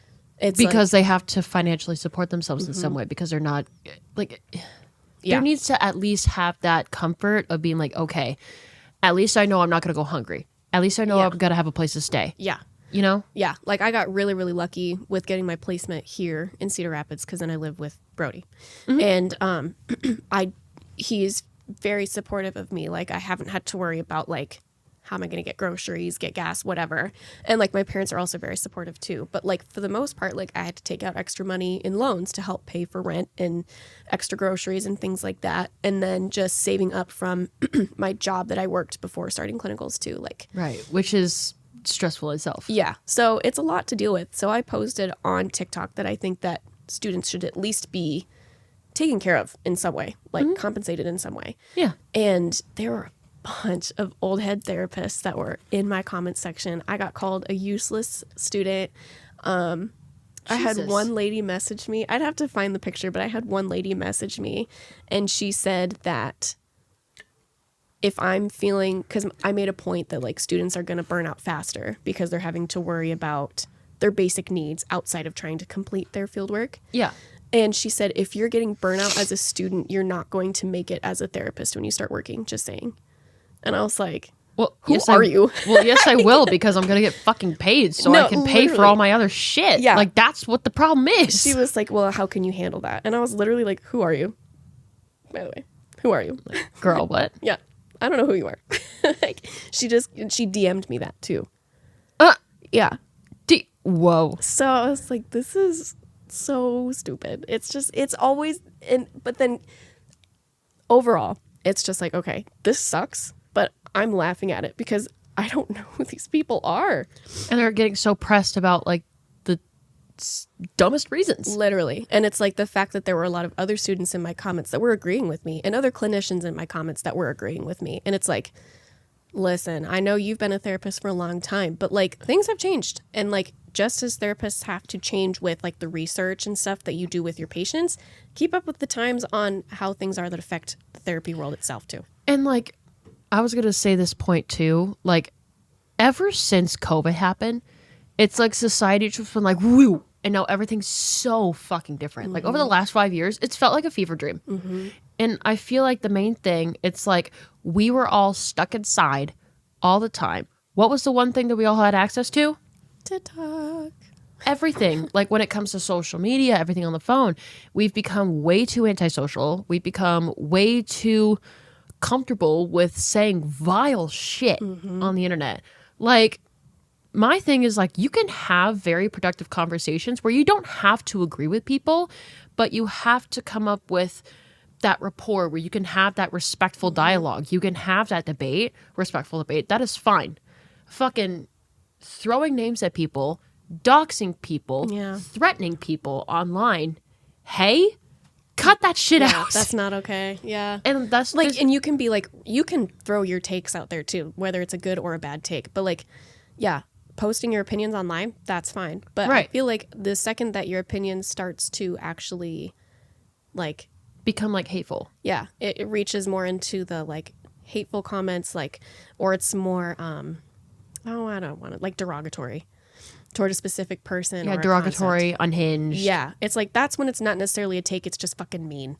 It's Yeah, like that's it's just like, come on. judgmental. Like a take is like, hey, I don't think pineapple should go on pizza. It's like, not okay. Yeah, as soon as you start to get into like, oh, I don't think this group of people should be able to do this, it's like, why not? Why not? Like, why is that such a take? It's for like, you? why is that affecting you? Yeah. Why is that affecting you so fucking hard? Like, just let people live. Let people be nice. Like, be nice to people. Like, I'll even pull up a quick little list because I was telling Alex, I was like, there is a reason why I do not want to say my baby's name. I don't want to say his name online. I don't want to show his face online. The only time when I do that is when I have my very private Facebook where I have very close friends and family that want to see those pictures. Yeah. And that's why I put that boundary out there too for any other people to be like, hey, ask me for permission before you just share shit. Like, do not put my child on the internet for everyone to see. Yeah, because there's some weird. It's so unfortunate, but there's just some weirdos out there. It's Right. Like I have to thank this creator, Linda Irene Anderson on TikTok, because she put something out there why she was not showing her baby's face online. And it basically put all of my thoughts and like all of my feelings just into words. And it was just like, all right, perfect. That's it. So like privacy. I don't want random strangers to be able to recognize him out in public. I don't like once, and then there's like a loss of control. Like once there's an image out there, it's no longer mine. So like they can use that image to do whatever they want. They can save it, they can misuse it, they can like circulate it to the wrong kind of people without my permission or without my consent or without his consent. He's a baby. There's some really awful things. And like there's people darknet and AI abuse. Like there is like which like trigger warning. There are like places where there's like deep fake pornography of children, and it's sick. It's So gross. despicable, disgusting behavior. I do not want to put my baby through that because, like, unfortunately, should it be common sense that that's fucking wrong? Absolutely. Should there be like something set in place where it's like, hey, why the fuck are you into this shit? Get that out of your fucking head. Absolutely. There's still people that do it. It's fucking horrible. It's terrible. There's also child safety. Like predators are also known to seek out photos of babies and kids showing emotion, like anything happy, upset. They feed off of that. Why would I give them the content that they want from my child? Ugh, that's so sad. There's It's also like you identity. There's also identity theft. Like they Yeah. can scan my baby's face and use that for anything when he doesn't even have an online footprint or an identity yet. At 3 months old, you know. And then there's like consent. Like he doesn't have a voice yet, so I don't want to put him online unless he is able to get to a point where he can make a fully informed, safe decision based on his knowledge of his future knowledge of internet safety and just like how to use a platform responsibly, and just like ethics. Like my platform right now, this is built on me. I'm authentically me. Of course, like you said, like I am authentic on here as best as I can. Do I have to filter some things in order to make sure that I am not like using other people's like identities and places just for their safety because they did not consent to it? Absolutely. That's why like a good episode that I think of is the episode where I had my friend Arushi on. We were going through like a server notebook and looking up like unhinged quotes that my staff had said at one point. Like one, I accidentally told one of my coworkers that I was going to stab his sausage. Girl. There was a ticket of an appetizer of Italian sliced sausage, and he took the appetizer, but he didn't stab the ticket to show that he took it. Oh. So then I was like, hey, did you take this out? He's like, yeah. I was like, okay, cool. I'm going to stab your sausage. And then he looks at me and I'm like, Hey, what? fuck. And he goes, quote book. I'm like, God damn it. So like that, like again, this is built on me. Whatever I want to share is whatever I want to share in the most authentic way I can. What feels right to me, I'll do it. What feels wrong, I'm not going to do it. I stay away from it. It feels wrong to monetize my baby. It feels wrong to exploit him in that way. Like, and there are even people that are like, you'd be a really good mommy vlogger if you just like get into it. No, I don't want to fucking get into it. You've seen cases like fucking Ruby Frankie, for example, of like exploitative, and like, I don't want to fucking get into that. Yeah. Absolutely or, like, not. Even just like separating like your own identity. Like your identity is you. Like why would you narrow that down to only being a mom too, you know? Like it's so hard to like you can be a mom and do all the things that you do. Like it's a part of you, but it's not all consuming like what Right. some of like the blog stuff. Like I want to show that I could be a mom, but I can also be me. Exactly. As well. So that's another good reason. Yeah. And I'll probably talk to Logan about this later, but I would love to have like a clipped thing about like my reasons for child safety, because I feel like putting that out there is so important too. Because I know that there are some people who are like, show your baby online. And there are people who are like, don't show your baby online. I'm on the case where I don't want to show my baby online. And that's what you want to do too. Right. Like, And I've even had to talk to Alex about it because like, God bless him. He's just like, well, I want to show off my baby. Like he has very innocent intentions behind it. And I was like, hey. Unfortunately, the world is cruel. Unfortunately, the world is so fucked, especially like in the last 5 years since COVID. And especially with like everything online. Like there is positive things out there that you can look at online. There is absolutely sick, disgusting fucking things that you can do online. There's also a case that I saw, like a true crime case, where there was this guy from Ireland. I don't even remember what his fucking name is. It's not worth it to know what his name is. But he was like a 20-something online in Ireland, and he was making like a fake Snapchat of like, he was pretending to be like a little teenage girl. And he, again, in his like upper 20s at that point. So almost our age, or about that range, maybe 28. And he was like creating a fake profile of trying to be a teenage girl and trying to like groom these kids into trusting him, trying to pretend to be like this trustworthy person.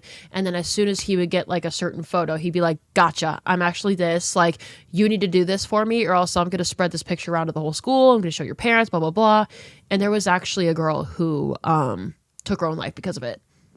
Because he's like, all right, do this or I'm spreading your whole thing. And she's like, well, I feel like the only solution out of this is just to like, oh my God. And then like her family was so distraught by it that her dad actually took his life like not even a year later because he was just so taken by this. Wow. So they looked through all of the documents, all of the footage, all of everything. And like some of the police workers that had to go through that, they had to go like to heavy PTSD therapy just from looking at the stuff that he had done. Yeah. It's just like, yeah, why the fuck would I want any part of that when it comes to my son? No, absolutely not. Like you can even ask my mom and Alex, like there are some times where I'm so protective, just like, okay, am I being mama bear or am I being a psycho? You know what I mean? Like I'm so protective of him. I cannot imagine anyone being mean to him, let alone exploiting him like that. Yeah. So like I told Alex, I'm like, hey, oh my God, my right nostril just cleared up. How fun. Oh, beautiful. Beautiful. I was like, I can breathe. But yeah, I've told him, I was just like, if anybody hurts that little fucker, like you're going to have to bail me out. You're going to have to bail me out. And that's a promise. I don't care. Like anyone fucks with my kid. You fuck with my kid, you fuck with me. Game over. Like fuck. So yeah, that's where I'm at with that. Honestly, period. Like, love that. But yeah, fuck. Oh my gosh. So we are coming up around like an hour and a half. I don't know how long the outro will be, but would you like to go over closing segments really quick? Yeah, we can. Yay. So what can Morgan not stop listening to? I would say what's stuck in my head, but as some of you may know by now, no voice up here whatsoever. Can't hear shit. So okay, I have a couple songs actually. So let me look at my playlist really quick. I get to add these to my what can not English on the podcast. That's a fucking challenge apparently. I have a playlist on Spotify. What can Morgan not stop listening to? I add all of the songs ever on this show on there. So it's kind of like a time capsule of like everybody's music taste. Yeah. And like a lot of them are mine because I've been on the show every single episode except for like one, which that's funny. I don't like to talk about that episode. But anyways, let's see. Ooh, okay. So Dracula, Tame Impala. Girl, I was going to say that. Hey, now it's gonna be double on that song. There's this one girl that did like choreography to it. It's like da da da da da da. Feeling is bizarre. Oh, like I watch every single choreography video I see of that. It's just like it's like hypnotizing in a way. Bump that song in my Toyota Corolla. Hell yeah, bump that song. Like, it's so good. It's so good. I would literally play it right now if I could, but obviously copyright, so I can't. Okay, are you like a big Tame Impala girl? I used to be. Okay. I delve into them and I really like their stuff. I've been in the 1975's asshole since like I was a teenager. Yeah. So that's where I'm at personally. Oh my gosh. I've been on a Tame Impala kick lately. But anyway, continue. So I'll get into mine. You get into yours first. No, yeah, absolutely. Then I also have one song that I just discovered by an artist. He's kind of a smaller artist, Billy Vina, and he has a song called "Talking to Myself," two as in the number two, and I listened to that recently just on accident, honestly, because there's another song that he's teasing that he's going to be releasing pretty soon. And it's like, pass the button, and it's like, it's groovy. Ooh. And it's just like, I listen to it for like the melody of it, like not even for the lyrics, but like I listen to the melody, I listen to like the instrumentals behind it, and I'm just like, all right, fuck. Like literally every single time I listen to it, like I'm instinctively going like, I'm not even paying attention to the fact that I'm doing the stank face. Yeah. I'm not even paying attention to the stank face until I'm like, oh shit. And then I discovered this other song, Talking to Myself. And fuck, dude. It's so good. I love it. I'm adding it to the playlist and it's just, I bump it. I bump it every time. So while I find this playlist, how about you? I have a lot. I listen to a lot of music. Obviously, happy Spotify Wrapped season, Period. everyone. My top artist on Spotify Wrapped was the Chicks, formerly known as the Dixie Chicks. Ooh, okay. I love the Chicks. They are so much fun. I've been a fan since '99, baby. Hell But yeah. I play them a lot, and I just think their songs are just so nostalgic and they're so good. And the lead singer has just such a clear voice. Is that the same as like, it's like rain? Is that the same band or am I thinking of something else? Damn it. Well, fuck. Think like Cowboy Take Me Away. Cowboy Take Me Away. That's Oh, them. yes. Mhm. Yeah. Yes. My favorite. So I love them. I think I have more like what artists are stuck in my head or what artists I keep playing. Okay. Yeah. Because I can never choose a song, which is such a Libra thing for me to say. I can never choose. But the Dixie Chicks, Tame gotta Impala. have that balance, though. Yeah. So yeah. But, Dixie Chicks, Tame Impala. I love Paramore. Paramore is Ooh. always a good one. There was one more. I just had it in my head. Honestly, it's just so broad. Like it kind of goes everywhere. I love like house music lately. That's been kind of a fun one. Well, yeah. Yeah. I don't know. There's a lot. Right now my day list is rom-com karaoke Saturday afternoon. That's my playlist. Period. Yeah. So it's a lot of karaoke-esque songs. I probably know every word to every one of these songs, to be honest. I was gonna say, if there was like maybe like 2 or 3 songs that you're like, fuck, like I cannot get this out of my head, like what would they be? Dracula by Tame Impala. That's been the big one. Dang. I'm like looking through. Pressure. Party for You by Charlie XCX. Oh, there you go. Yeah. And what's a good one? Oh, there's a song by Remy Wolf called Toro. Ooh, I think I so heard this fun. one. It's so fun. Let's see, Toro. I'm trying to find it. How do you spell Toro? Toro. Toro. Tori, hello. Here I am once again. Anyways. Yeah. Oh, that's awesome. Or I sound like a seal. Or one Or. Sorry. My bad. This is what I missed. Yeah. This is what I missed. So, anyways, or. One Thing by Lola Young. Ooh, there you go. Kind of a smixy song. Yeah. I like her stuff a lot. Oh, yeah. Very chill. I like it. Yeah. There's a lot of them that I have. God, it just hit me how much I missed doing this podcast. Yeah. How much I miss this. Oh my Wait, goodness. can I add one more? Absolutely. Okay. It's called All Caps by MF Doom. All caps.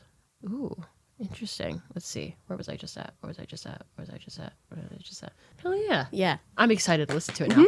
Because I like to listen to like all the recommended. Because I feel like listening to certain songs of like the certain like favorite songs of people, it really says a lot about them as a person. And it's just like, okay, hell yeah. Which reminds me, I gotta get into my Spotify Wrapped tonight. Yes, you need to. Maybe I can even do it live on air. Do it now. Fuck yeah, let's do it. Do it now. You can scroll through, so like it can go fast. Impromptu. And I have to, here, I'll even show you. 2025, we're ready for you, kinda Morgan. Come on down, Spite for more. You listened, we counted. It's probably going to be a lot because I did like travel for work a lot. Oh yeah, you just go. I listened for 10,323 minutes. That's 7 days. Mine was 20. Nice. Mine was 20,000. Oh, period. Period. Well, some of it is because I had a baby, so that's true. Yeah. Yeah, that's probably what it was. And like, I wanted to try to listen to music in the hospital, but then I was just like, I do not want this certain song tied to a C-section. So I was like, nope. No music. Nope. I'm just going to listen to white noise and that's it. Yep. And now I hate white noise. No, I hate it. Taste like yours cannot be defined, but let's try it anyways. You listen to 143 genres. Jesus. My top genres are bedroom pop, traditional pop, indie R&B, hip hop, and alternative R&B. R&B? Airbnb. Yeah. Welcome home. I listen to Airbnbs. Yeah. I book them and I just listen to the walls. Age is just a number, so don't take this personally. 88. What? My listening age is 88. Since you were into music from the early 50s, there's history in your headphones. You know what? Okay, I fucking love Frank Sinatra and Dean Martin. Do not come for me. I literally have a playlist called Oldies and Goodies. That's the oldest age I've seen. I can't lie, girl. Mine was 75 though. I can't make too much money. Okay, so that is because like I love listening to that kind of stuff. That is the kind of music that will get him to be calm. Nice. So he loves just listening to like sweet, sweet, the memories you give to me. Taste. He loves that kind of music when he's driving. So I was like, well, he's driving. Yeah, he's paying taxes and driving me to the hospital. I listened to 373 songs this year, but can you guess your number one? Can't. Oh wait, make your pick. She's America by the 1975. That was my number one song. Hey. I want to get the barcode of this tattooed on me. I listened to this 35 times. 35 times.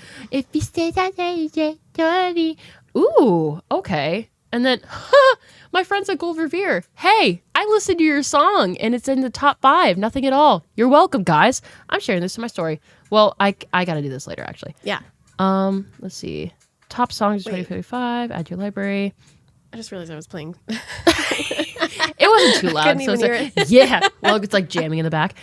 You streamed 3,886 minutes of podcasts. Good chat. Your top podcast, 2 hot takes. I am not surprised. I am a top 18% fan. That was great going to work, the hour commute every day. Thankfully, podcasters love to talk.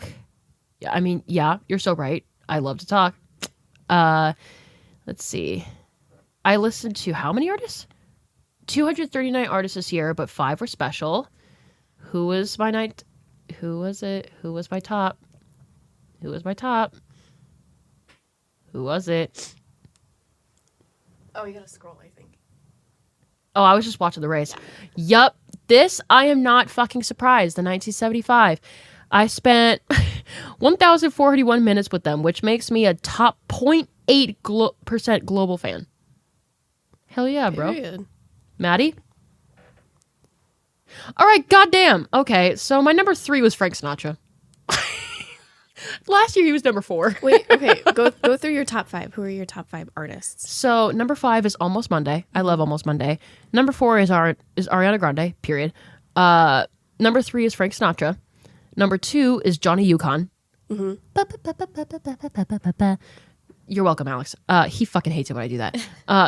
Because I did it so much as a stim that he's like, make it stop. It was like almost torture for him. And then the 1975 is my number 1. Nice. Which I'm like, all right, hell yeah. And now a word from one of your favorites. Almost Monday. Okay, fuck. That's going to make me cry. All right, whatever. All of your... I'm just emotional for the dumbest shit lately, but whatever. Mm-hmm. All of your listening made you part of something bigger. Which club do you belong to? Close, Say Society, Grit Collective. I don't know, but I'm going to find out. I'm a part of the Cloud State Society. Your club finds peace through music. New members are gifted houseplants. Your role, broadcaster. You listen to podcasts more than others. I was in that club too. Hey! Love it. Oh, hi. Period. Pocket. You're a role broadcaster. You listen to podcasts more than others, keeping club conversation alive. I wonder why I Interesting. listen to more podcasts than not. I wonder. Interesting. You're in great company. 16% of global listeners are in your club. Hey, nice. And is that it? Time for your victory lap. And if you're not ready for rap to be over, well, okay, cool. Oh, these graphics are fucking cool. Yeah, it's really cool. It's also fun because, like, okay, I could even go into weekly obsessions, like going off of that. Yeah. I love seeing like different graphics of different things, and just like I love to look at things visually and be like, this looks visually pleasing, and it's like I want to incorporate this aesthetic into some of my graphics. And a lot of the graphics that I am able to do, obviously, I'm not a fucking master at it. I can't host a master class and just be like, hey, I'm God. You know what I mean? Like, I can't do that. But I love to see like all of this fun, inspirational stuff. It's really cool. And then it inspires me. It's inspired me a lot lately too. Because I used to go at No Internal Monologue so hard. Like 2022 was my fucking year. Yeah, you were rolling. I was rolling. And there were even people at Wartburg where they were just like, who the fuck are you? And like, how are you doing this? Because I was like doing class, I was going through breakup, I was doing all this, and they're like, okay, girl. I was like, you don't have to prove anything to us. We got it. Like, there was even like someone who was one of the seniors. They were giving like, we do like senior devos or like devotions. It's like a 5 to 10 minute thing that the seniors get to do during like big concerts and whatnot. And they did this thing where they like picked like 5 people in the choir. They're like, this is the person that's most inspiring. This is the person that's most resilient. This is the person where they're just like the glue of this choir or something like that. And I think I was like most resilient, I think, because I came into it as a transfer student, coming in during COVID as a transfer student, which I know that you know what that's like now too. Yes. It was fucking hard going into a new group, a new thing. And we just came out of COVID. So I was like, what the fuck am I doing here? What is happening here? And then on top of that, I go through everything that I went through. And they're just like, you put out weekly podcast episodes and you chunk out like content after content after content. They're like, I have a radio show that I'm graded on and I can't even fucking do that. So they're like, how do you do it? We don't know. So I don't know. Like, now that I have a more chill approach, I just do this whenever it feels good, whenever it feels right. I don't want to rush myself back into it and be like, well, I gotta post this content, but my baby won't stop crying. Like, I'm not gonna do that. No. But like, whenever I can, whenever it feels right, I'm like, you know what? Fuck it. I'm gonna create. I'm doing it because it feels good to me. Yeah. It's not as frequent as I would like it to be, but that's okay. I'll get there. That's fine. Yeah. I'll get there. If it's what makes you happy, then you can do it whenever you want. Exactly. But yeah, one of the weekly obsessions is like just looking at very visually pleasing things and just taking inspiration from that. And I love to credit them as well, because it's just like, hey, this is where I got it from. Go check out their stuff. And then other people can be inspired as well. And it's just like a fun little community that we got going on too. Yeah. And also credit people. Yes. Always. Give people credit, bitch. Anyways, so that's one of them. My other weekly obsession is my son. Your baby. My baby. Your baby. He is just, oh my God. Like, I look at his face and I just see like I see his eyes dilate when he sees me, and his expression softens, and he just gives me the biggest smile, and I see a little dimple on the side of his cheek, and he is just the happiest little boy. And I look at him and I'm just like, what other purpose do I have? You know, it's just like I look and I'm like, all right, like, what was I stressed out about ever? Like, I look at him and I'm just like, you are just so worth everything that I've been through. So worth everything. And I'm not even saying that to be like, oh my God, cheesy mom, man. Like, seriously, like I had no idea that I could love anything or anyone this much. It's crazy. My heart literally grew fucking three sizes, but 3 sizes. And I fucking cry at everything that he does now. Last night, like, he almost said mama, like he was trying.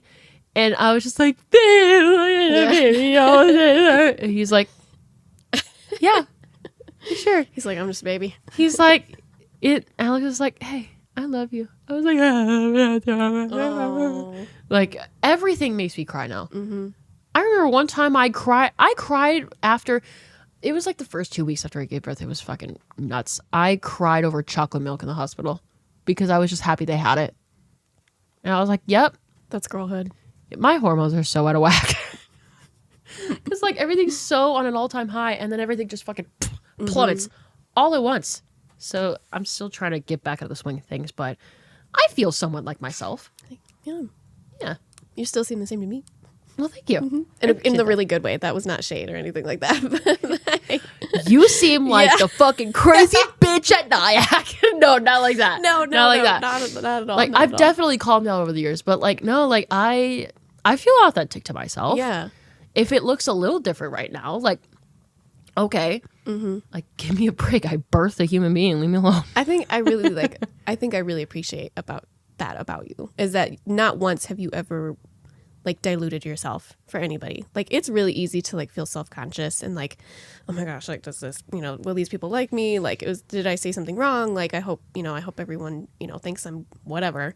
Yeah. And it's like, I've just never felt that hesitation from you ever. And I like almost have been kind of jealous of that because it's like, I'm very self-conscious of myself and like how I present myself and what I say and what I do.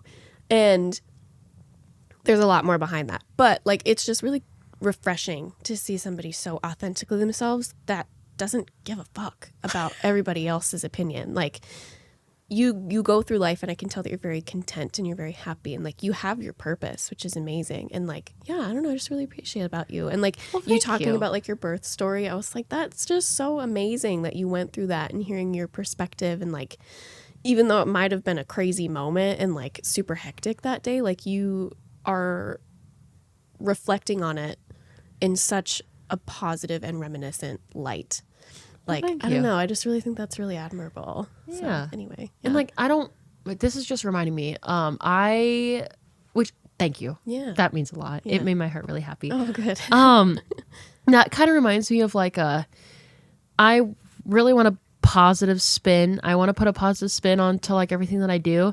I also don't want to shy away from the weird. No, yeah. Because like can't. I think you're on my baby story that I have on Snapchat, the private story. Yes, I think I added you. But there's sometimes when I go on there and I just ramble like, hey, fucking, you ever heard about round ligament pain?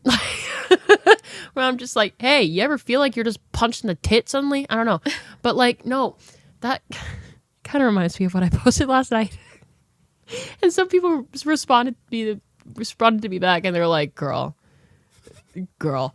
which, you know what, TMI, I'm gonna get into it. It's more weird than not. So ever since I got pregnant, like I shower, I put on deodorant, obviously, but like there are some mornings where I wake up and I get a whiff of my armpit and I'm like, what is that smell? Tea. Yeah, I was like, what is that smell? I was like, something changed. I was like, what is going on? Because like ever since like from pregnancy to now, I'm like, what is going on? Why does my armpit smell like that? It's very subtle. It's very faint. But once you smell it, I couldn't get it out of my head. I was like, what the fuck is it? I finally put a finger on it last night. I don't know if other pregnant women have gone through this, but do your armpits smell like cum when you're pregnant? Oh my God. I'm not. Like, I fucking took a whiff and I was like, why does that smell like cum? Ew. I know, but it's so subtle. It's so minute that it's just like, it's really hard to catch it. But then once you catch it, I couldn't get it out of my head. I was like, what? It was, I think it just might be a pregnancy or a postpartum thing. That one, Chief. I don't know. Well, I don't blame you. I don't blame you whatsoever. That's a lot to take in. Like, I was just sitting here like, huh. So what did I do? I fucking posted that on my private story. Just, I was like, hey, here's a thought. And my mom texted me. She's like, are you okay? Like, hey. My sister was like, interesting. And I was like, isn't it though? She's like, very odd. What that mean? And I was just like, you don't have to be nice. Don't filter it. No. Tell me what you think. It's okay. She's like, you're fucking weird. I was like, yeah. I never claimed to not be. I never claimed to be normal.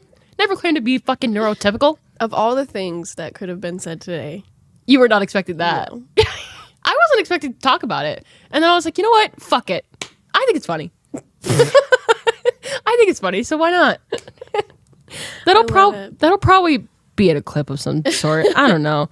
If it is, you know what? I'm just sitting here like this. You're doing like the mom I threw up. Yeah, like, yeah, word. Like, in the doorway, just like mom I threw up. Mama threw up. That's exactly the energy that you're giving me right now. Because what do I do with that information? What does anybody do with that I'm just gonna information? have to hold on to that now. Like, The only thing I had to do with it is just get it out. you know, there's been a lot of original sentences in my lifetime. That's one of them? That was the first time I've ever heard that sentence. So One of my armpits smelling. you were probably the first person to ever say that. Maybe. I wouldn't be surprised.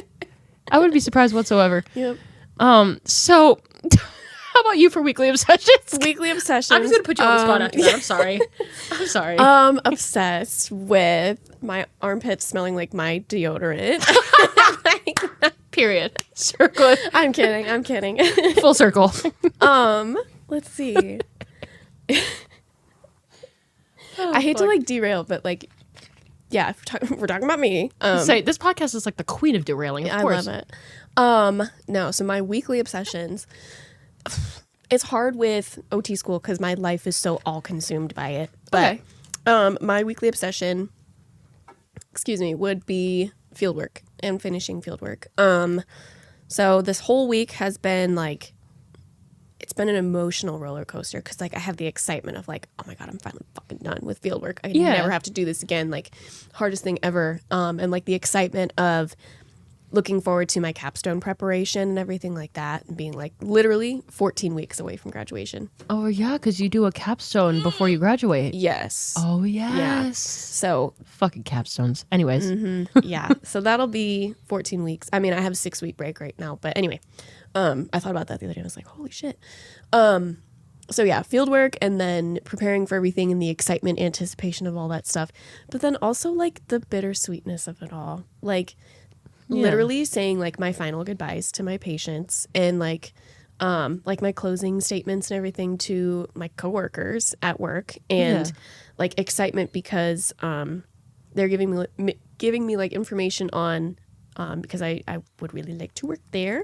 Yeah. And so they've given me very positive responses to that. And my fieldwork educator says she hopes that we might be coworkers someday. So it's like the sadness of leaving them and like all of that stuff, but like the potential like excitement and anticipation of like, this might be my job. Like I might be able to work with these people.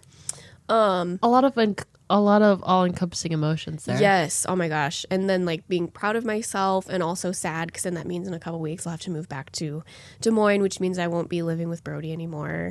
So that kind of sucks. We'll go back to doing distance for a little bit, but but also excitement because then I get to live with my roommate again. We're very, very close. So it's like I'm very excited about that.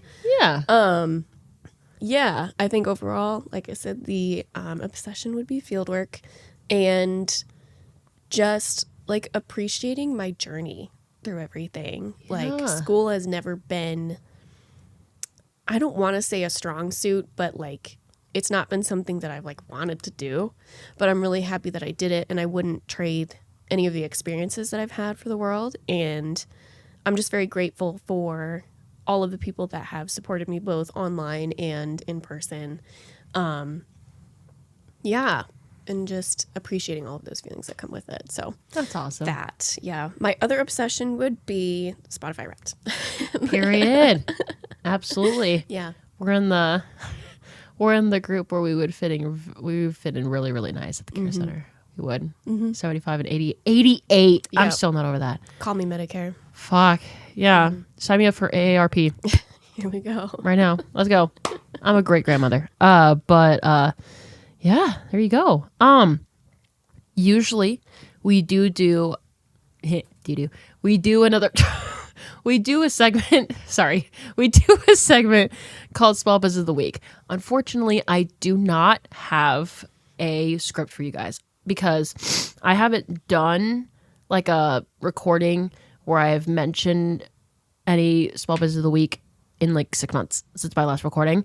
And a lot of these that I have to do, like some of these texts and scripts have been typed out for like over a year. Oh, wow. And I was going to have a moment where I'm like, okay, like I'm going to reach out to all these people. Like, do they have any updated information? Because they're going to be on like really, really soon.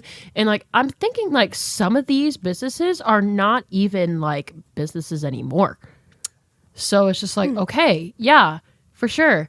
Might have to reach out a little bit. Yeah. So I was like, okay, I'm going to have time to do that. And then like the urge to record just came out. And then I was like, well, fuck, I don't have time. And I realized that literally on the way here. So I was like, okay. It's fine. I was like, okay. So I was kind of panicking on the ride here a little bit, but I was like, Morgan, you're a mom. What are you talking about? It's gonna be fine. You're fine. So not today. Next time, yes. The segment's not going away. Just taking a break from it for now. But I will get into where we can find each other. So for me, you can try going on nointernamonologue.com. You could. I don't know if the website is actually up or not, because again, it's been a hot minute and I need to talk to Gakunju about that, but we'll see. I'm pretty sure my official merchandise collaboration with Scorpio Cove is still on scorpiocove.com. I'll put the link to that specific collection in the description of all my episodes everywhere. We have crew necks, t-shirts, stickers, 8x10 prints, the whole shebang. So if you want to check that out, you can. I still have some in my closet. I still wear it very often. Some of it now has spit up on it, but that's okay. It's iconic either way. So fuck it. It's serving mother. It's serving mother. It's serving MILF. So fuck it, I don't care. If you want to learn about me and my story, I do have a Disrupt magazine article about the show on disruptmagazine.com. The title is No Internal Monologue is the hottest podcast you should be listening to right now. It was released now over 3 years ago at this point, but I still think the story is pretty relevant to how I came to start this podcast in the first place. So if you want to check that out, you can. Podcast Instagram at No Internal Monologue _podcast. TikTok at No Internal Monologue. My Instagram, kinda _ Morgan with 2 N's. Personal TikTok is Morgan _LEIGH 99. That's my middle name. I have my Spotify playlist of what can Morgan not stop listening to, along with my Spotify page, Apple Podcast page, YouTube channel, all linked down below with everything regarding No Internal Monologue. And yeah, that's pretty much where you can find me. How about you? You want to know where I'm at? Girl. So let me tell you. My TikTok is called Serving OT Realness. I do have an Instagram with the same name. I just don't post on it very much. I probably should. But yeah, on my TikTok, it's very fun. Post a lot of lip syncing, memes, stuff like that. But I also post, I like to say very helpful information, and my shtick lately has been doing breakdowns of different concepts that you learn in OT school. I have been told it's very helpful, so go check that out if you want. I will be starting a YouTube channel over break now that I actually have time. It'll be the same name, Serving OT Realness on YouTube. It'll just be longer versions of the stuff that I'm posting on TikTok. Do you think you'll post some of your TikToks on there as like shorts? I could. I don't know. I'm trying out. Good content. I'm open to anything. So yeah, Serving OT Realness on TikTok. That's me. Please don't find my personal ones. That's weird. I've had a few people find my personal Instagrams and stuff like that, and I'm like, okay, I don't really need that. But like the awkwardness is definitely in the house with us. Yes. Today. Yep. But yeah, it's a great time. So that's all. That's me. Well, there you go. Also, we're coming up on the 2-hour mark, so I will say, hey. Thank you for joining us and being here this far. We really appreciate you. Here's a gift. Use the following link in my description to receive 15% off your entire order as a first-time customer at Sweary Carry Designs. So that will be in the link below. I've checked with her. That link is still valid. That's the one thing that I did check when it comes to small businesses. So that's still live. So feel free to check it out. It's a lot of fun over there. But yeah, other than that, anything else that you would like to add before we close off for the day? No pressure. I don't think so. It was real. Thank you so much for having me, by the way. This was really fun. Really cool absolutely. Experience. Yeah. I'll probably post a couple of things on my little TikTok about this. Oh, hell yeah. Absolutely. Yeah. I can even send you some of the clips too and be like, hey. Yes. Oh my gosh, that would be so fun. But yeah. So, yep. serving OT realness. I've probably said that like 6 times now. Got all the fun videos, got all the informational videos. And I also have helpful resources and links for students that are found in my link tree in my TikTok bio. I should add that as well. Period. So, yeah. Love the link tree. Yeah, Linktree's great. It's got my Google Drive, it's got my Pinterest, it's got a bunch of different things that are OT related. So. Hell yeah. There you go. I just came up with the weekly obsession as you were sitting here. I literally looked up like a couple times and I was like, can we just take a round of applause for the No Eternal monologue on the back here? Weekly obsession. That right there feels so professional. It makes you feel like a boss. So that was like, I don't know why. That gave me the same attitude as like the, sorry. Get out of here. That's it. We're done. I mean, yeah, technically we are. I'm canceling your podcast. You know what? I'm going to dox you right now. Where do I live? I don't know. Where do you live? Fucking no idea. Somewhere. But I'm going to dox you some way, somehow. I know you live. Kidding. But yeah, thanks again, whichever camera that we're at. Thank you for joining us. We really appreciate you.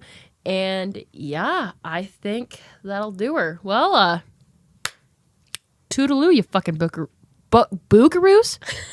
I was just going to say bye, but that works too. Toodaloo, buckaroos. And make sure, thank you, Grandpa, for this. Make sure you're doing finer than frog hair out there. Toodaloo, buckaroos. Morgan, out.